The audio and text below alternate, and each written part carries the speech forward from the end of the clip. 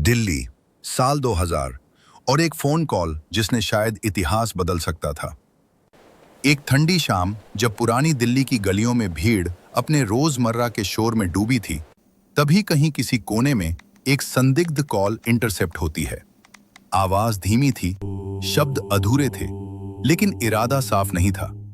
Line के उस पार कुछ लोग लाल किला का नाम ले रहे थे। सवाल ये था, क्या ये सिर्फ एक अफवाह थी या राजधानी के दिल पर होने वाला हमला? उस समय देश पहले ही आतंकवाद की कई घटनाओं से झुलस चुका था। कश्मीर में लगातार घुसपैठ, संसद और सैन्य ठिकानों पर बढ़ती निगरानी और सीमा पार से सक्रिय आतंकी संगठनों की गतिविधियां सुरक्षा एजेंसियों की चिंता बढ़ा रही थी। ऐसे माहौल में हर संदिग्ध सूचना को हल्के में लेना जोखिम भरा नहीं था। इसी दौरान इंटेलिजेंस ब्यूरो ने एक कॉल ट्रैक की। बातचीत में कुछ कोड वर्ड्स थे, कुछ अस्पष्ट निर्देश और एक तारीख का इशारा। कॉल दिल्ली के बाहरी इलाके से की गई थी, लेकिन रिसीवर का लिंक कश्मीर से जुड़ा पाया गया। रिपोर्ट तुरंत दिल्ली पुलिस के स्पेशल सेल तक पहुंचाई गई। दिल्ली पुलिस के दफ्तर में उस रात असामान्य हलचल थी। फाइलें खुली, नक्शे टेबल पर फैलाए गए और लाल किले के आसपास की सुरक्षा पर चर्चा शुरू हुई। लाल किला सिर्फ एक ऐतिहासिक स्मारक नहीं, बल्कि भारत की आजादी का प्रतीक। हर 15 अगस्त को यहीं से प्रधानमंत्री देश को संबोधित करते हैं। अगर यहां हमला होता तो यह सिर्फ एक इमारत पर हमला नहीं होता, बल्कि राष्ट्रीय आत्मसम्मान पर सीधा वार होता। लेकिन समस्या यह थी कि कॉल अधूरी थी। कोई साफ तारीख नहीं, कोई स्पष्ट योजना नहीं, सिर्फ इशारे। क्या यह असली खतरा था या भटकाने की साजिश?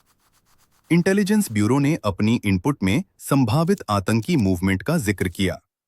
उन्होंने सीमा पार सक्रिय संगठन लश्कर-ए-तैयबा के संदिग्ध मॉड्यूल की ओर इशारा किया, जो उस समय भारत में कई हमलों की साजिशों में शामिल था। दिल्ली पुलिस ने लाल किले के आसपास गश्त बढ़ाई। पर्यटकों की जांच सख्त हुई। लेकिन राजधानी एक विशाल शहर है, हर कोना सील करना संभव नहीं। सवाल यह था कि क्या एजेंसियां समय रहते सही कड़ी जोड़ पाएंगी? जांच के दौरान पता चला कि कॉल में इस्तेमाल सिम फर्जी पहचान पर लिया गया था। कॉल करने वाला व्यक्ति पहले भी कश्मीर में सक्रिय नेटवर्क से जुड़ा रहा था। यह जानकारी चिंता बढ़ाने वाली थी। एक और इनपुट आया। कुछ संदिग्ध लोग पुरानी दिल्ली में किराए के मकान में ठहरे हैं।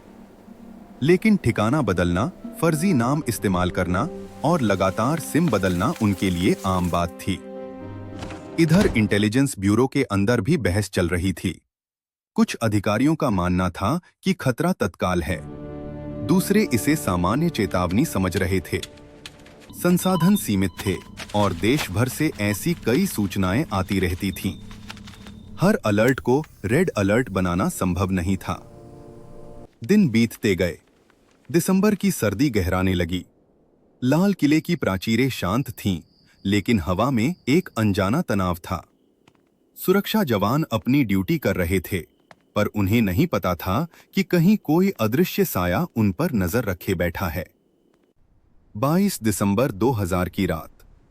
पुरानी दिल्ली की सड़कों पर सामान्य से कम भीड़ थी, लेकिन सुरक्षा एजेंसियों के रिकॉर्ड में वह संदिग्ध कॉल अभी भी दर्ज थी।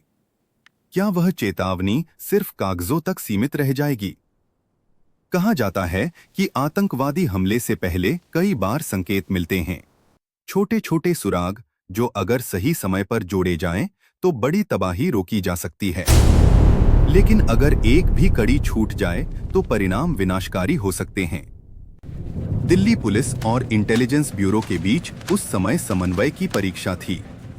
क्या साझा की गई वह इंटरसेप्ट राजधानी को बचाने के लिए पर्याप्त थी, या वह सिर्फ एक अधूरी कहानी थी जिसे समझने में देर हो चुकी थी? लाल किला आज भी खड़ा है, शान से, इतिहास का साक्षी बनकर। लेकिन उस साल की वह कॉल आज भी सुरक्षा फाइलों में दर्ज है, एक सवाल की तरह। क्या हमने उस आवाज को समय रहते समझा था, या वह चेतावनी इतिहास के शोर में कहीं दब गई थी?